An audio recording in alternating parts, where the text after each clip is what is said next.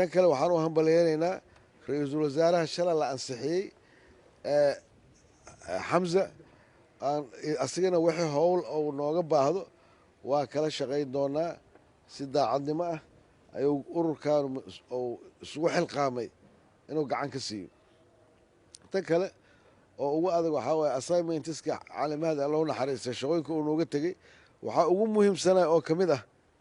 maamul in loo sameeyo gobolka banaadir dadka waxaa isaga darsan maamul iyo maqaam marka la leeyahay baarlamaanka maqaamka hadlaayo yow kala hadlaa dad maamulkii hor fadhiisa lahay ee dhihi lahay kana ogolnahay iyo kanma ogolin ma dhisno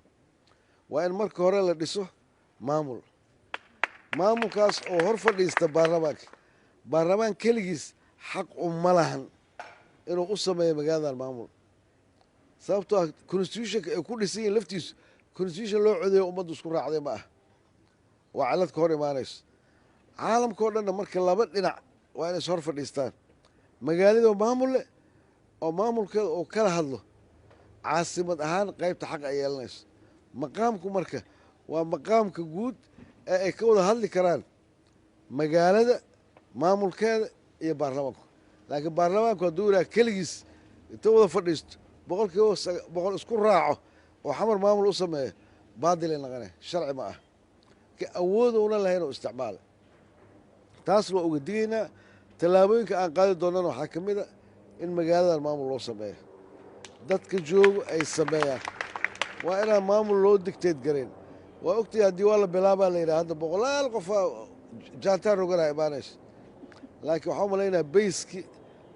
xaaji cali oo ugu talagalay inay dhisaan maamulka inay yihiin dadkan iyo xubnaha ka maqan dowladaan soo dhisi karin odayaalaan iyaguna iska soo qoran karin qabiilkooda iyo afartoo qof aan keeni karin maamulka magaaladu ay lahaan lahayd baarlamanka gobolka banaadir baarlamankaas oo magaalada muqdisho wuxuu sii dooranaa guddoomiyahooda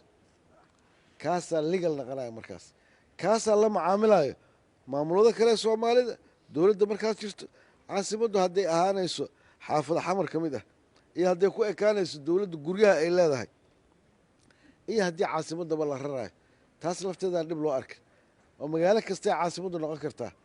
ha laga raro magaalada dadku hadday dhibsadeen ama soomaalida kala dhibsatay bal hala arka ciddii laba bilood soo hay karto